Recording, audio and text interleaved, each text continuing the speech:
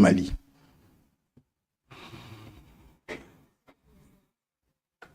Merci, Monsieur le Premier ministre. Je ne crois pas avoir une aussi bonne mémoire. Je ne me rappelle pas forcément de toutes les questions qui ont été posées. Euh, Par rapport à la première question relativement à nos orientations diplomatiques qui sont centrées prioritairement sur l'Afrique et le voisinage, c'est des orientations assumées qui découlent d'un long parcours politique. Nous l'avons décliné depuis 10 ans, ou plus de 10 ans maintenant qu'on est en politique, à travers nos discours, à travers nos écrits, à travers nos programmes politiques, que la diplomatie commence par le voisinage immédiat. Toutes les formes de diplomatie.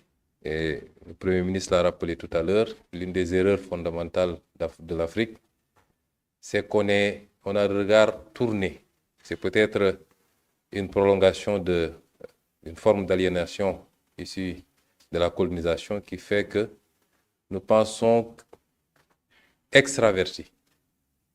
Nous considérons que pour être considéré qu'un acte diplomatique doit être orienté vers l'étranger, vers certaines puissances, certains pays.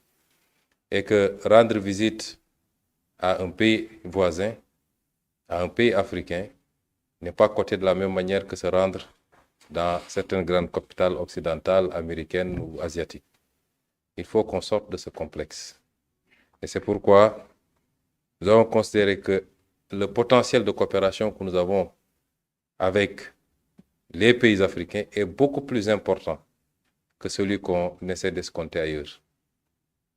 Et le Premier ministre a rappelé tout à l'heure, le niveau d'échange intra-africain est d'une faiblesse inquiétante. La principale conséquence, c'est le renchérissement, évidemment, de tout ce que nous consommons.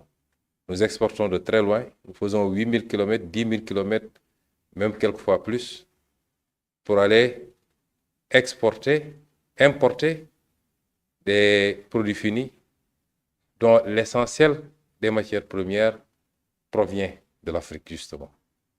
Il faut casser ce cycle. Il faut qu'on sorte de ce complexe. Et c'est pourquoi aujourd'hui, nous restons ouverts au monde entier. Le président de la République a fait plusieurs déplacements hors du continent. Moi-même, je vais commencer à en faire à partir de maintenant. Et je n'ai pas encore commencé à voyager, rassurez-vous. On a beaucoup à faire et nous allons le faire pour l'intérêt de ce pays avec des objectifs très précis pour chaque déplacement.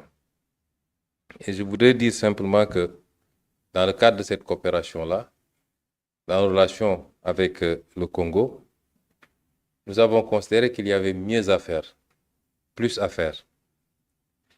Vous avez parlé tout à l'heure d'axes de coopération que nous avons déjà expérimenté et qui marchent assez bien. Sur le plan de la défense, il y a un accord ratifié par le Congo, qui n'a pas encore été par le Sénégal, mais nous allons nous y mettre pour le ratifier le plus rapidement possible.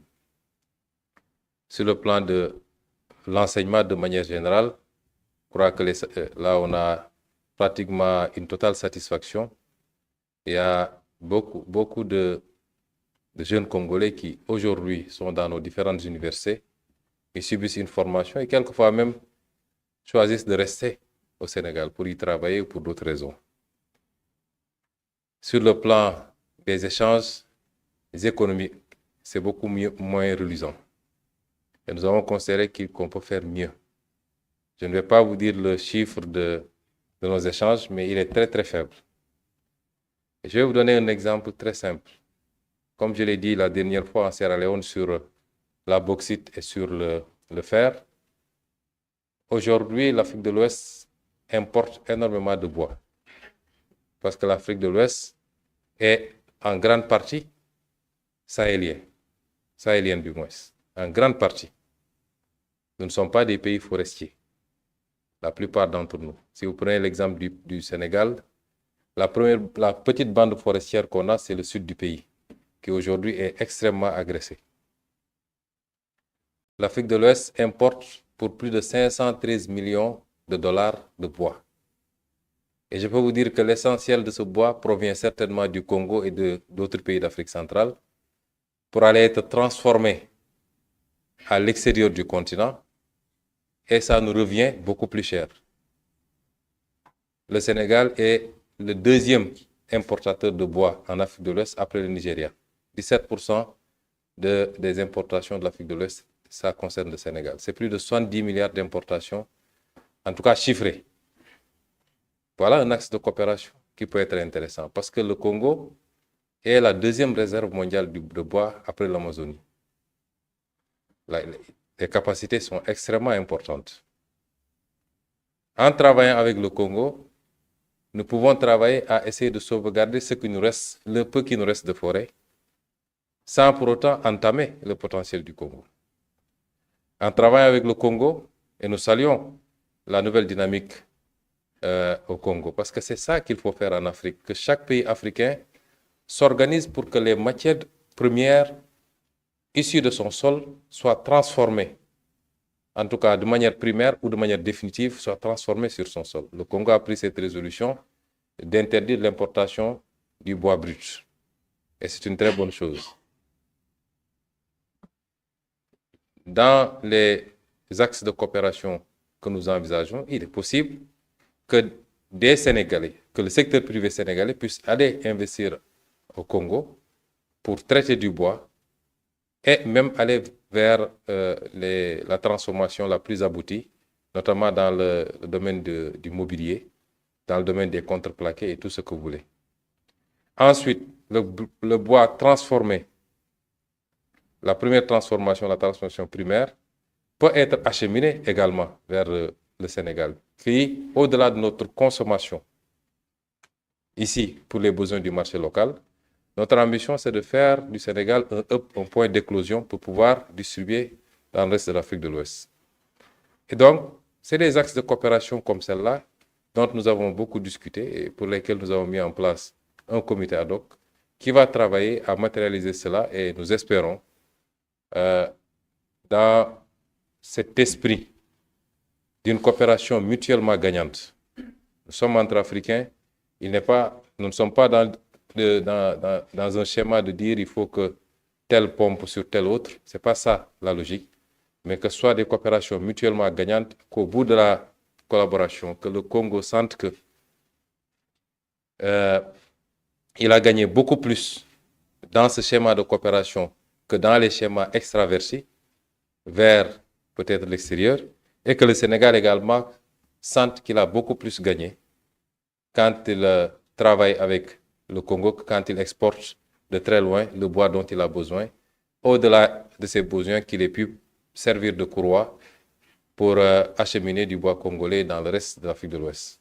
C'est autant de réflexions comme celle-là qui ont été initiées aujourd'hui et nous pensons être sur une voie qui nous permettra de hisser la coopération, mais surtout de rapprocher les peuples, parce que c'est ça aussi l'importance de cette discussion. Sur la question de l'énergie, je considère que le Congo est un pays souverain qui a éprouvé le besoin à un moment donné d'aller vers une forme d'organisation de son secteur énergétique. Un appel d'offres a été lancé.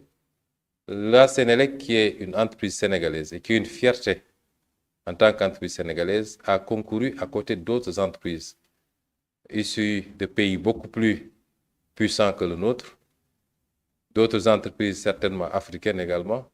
Et à l'issue du processus, elle a été choisie de manière transparente.